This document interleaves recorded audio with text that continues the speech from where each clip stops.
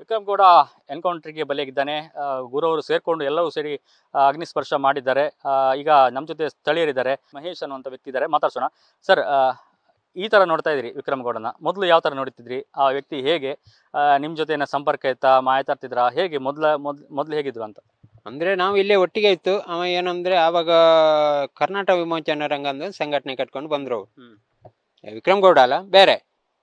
ಬಂದ್ರ ನಂತರ ಇಲ್ಲಿ ಕುದುರೆಮುಖ ರಾಷ್ಟ್ರೀಯ ಉದ್ಯಾನದಲ್ಲಿ ಒಕ್ಕಲೆಬ್ಸ್ತಾರೆ, ನಿಮ್ಮನ್ನು ಒಕ್ಕಲೆಬ್ಸ್ತಾರೆ, ಅದ್ರ ಬಗ್ಗೆ ಹೋರಾಟ ಮಾಡುವ ಅಂತ ಹೇಳಿದ್ರು. ಅವಾಗ ಎಲ್ಲರಿಗೂ ಖುಷಿ ಆಯ್ತು. ಹೋರಾಟ ಮಾಡ್ತಾನೆ, ಒಕ್ಕಲಿಸಿ ಬಿಡೋದಿಲ್ಲ ಅಂತ. ನಾವೆಲ್ಲ ಸ್ಥಳೀಯರು ಎಲ್ಲ ಒಟ್ಟಾಗಿ ಶೃಂಗೇರಿಗೆ, ಕಾರ್ಕಳ, ಹೆಬ್ರೆಲ್ಲ ಎಲ್ಲ ಹೋರಾಟ ಮಾಡಿದ್ದೇವೆ. ಅದರ ನಂತರ ಏನಾಯಿತು, ಈ ಅರಣ್ಯ ಇಲಾಖೆಗೆ ಸ್ವಲ್ಪ ಕಿರುಕುಳ ಜಾಸ್ತಿ ಆಯ್ತು ಅವನಿಗೆ.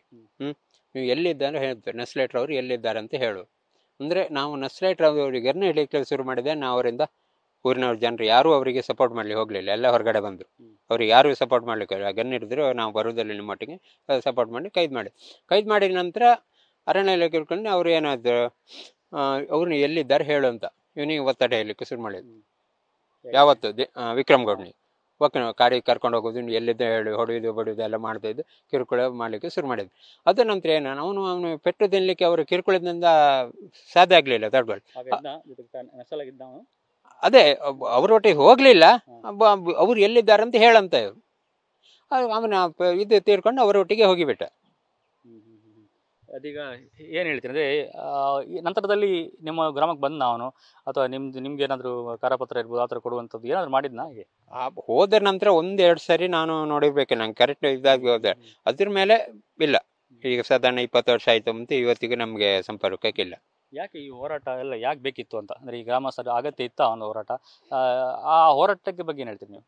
ಹೋರಾಟಕ್ಕೆ ಒಂದು ಲೆಕ್ಕದಲ್ಲಿ ನೋಡುವಾಗ ಈಗ ಆವಾಗ ಒಂದು ರಸ್ತೆ ಇಲ್ಲ, ಅದೊಂದು ಸೇತುವೆನೂ ಇಲ್ಲ. ಈ ಮರದ್ದು ಹಗ್ಗ ಇದರಲ್ಲಿ ಹೋಗ್ಬೇಕಿತ್ತು. ಅದ್ರ ಮೇಲೆ ಆವಾಗ ಅನೇಕ ಹೋರಾಟ ಬೇಕಂತ ಅನಿಸ್ತಾ ಇತ್ತು. ಆವಾಗ ಇವರು ಗನ್ನಡಿಕೆ ಅವರೊಟ್ಟಿಗೆ ಹೋರಾಟಕ್ಕೆ ಯಾರು ಊರಿನವ್ರು ಹೋಗಲಿಲ್ಲ. ಆವಾಗ ಅದೊಂದು ಹೊಳೆದೊಂದು ಸೇತುವೆ ಮಾಡಿದ್ರು ಇವರು. ಯಾರಂದ್ರೆ ನಮ್ಮ ತಿಂಗಳ ವಿಕ್ರಮಾರ್ಜುನವರು ಕರಾವಳಿ ಪ್ರಾಧಿಕಾರದ ಅಧ್ಯಕ್ಷರಿರುವಾಗ ಒಂದು ಸೇತುವೆ, ಅದೊಂದು ದೇವರು ಮೆಚ್ಚುವಂತ ಕೆಲಸ. ಯಾವ ಪಕ್ಷದವರು ಮಾಡಲಿಲ್ಲ, ಅವ್ರು ಮಾಡಿದ್ದಾರೆ. ಈಗ ಈ ಮನೆಯನ್ನ ಅರ್ಧಂಬರ್ಧ ಕಟ್ಟಿದ್ದಾರೆ. ಮನೆ ಕಟ್ಟುವಂತ ಯೋಜನೆ ಬಗ್ಗೆ ಬಹಳಷ್ಟು ಕನಸು ಕಂಡಿದ್ರು ಅನ್ಸುತ್ತೆ. ಸೊ ಈಗ ಅದೇ ಜಾಗದಲ್ಲಿ ಈ ತರ ಅಂತ್ಯವನ್ನು ಕಂಡಿದ್ದಾನೆ, ಏನ್ ಹೇಳ್ತೀರಿ?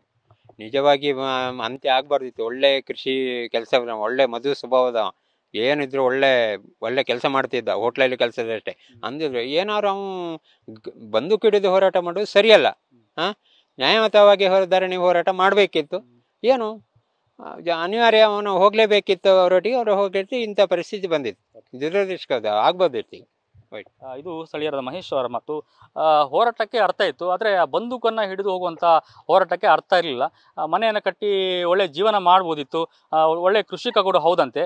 ಸೊ ಹಾಗಾಗಿ ಈ ಭಾಗದಲ್ಲಿ ಒಳ್ಳೆ ಮೃದು ಸ್ವಭಾವದ ವ್ಯಕ್ತಿ ಒಳ್ಳೆಯ ರೀತಿಯ ಚಟುವಟಿಕೆಯನ್ನು ಮಾಡ್ಬೋದಿತ್ತು. ಆದರೆ ಈ ರೀತಿಯ ಅಂತ್ಯವನ್ನು ಕಂಡಿರೋದು ಬಹಳ ಬೇಸರ ಅಂತೇಳಿ ಸ್ಥಳೀಯರಾದ ಮಹೇಶ್ ಅವರು ನ್ಯೂಸ್ ಫಸ್ಟ್ ಜೊತೆ ಮಾಹಿತಿಯನ್ನು ಹಂಚಿಕೊಂಡಿದ್ದಾರೆ. ಕ್ಯಾಮರಾ ಪರ್ಸನ್ ಪ್ರಶಾಂತ್ ಜೊತೆ ಪರೀಕ್ಷೆ shade, news first Udupi. News first ನಿರ್ಭೀತಿಯಿಂದ ನಿಮ್ಮ ಪರವಾಗಿ.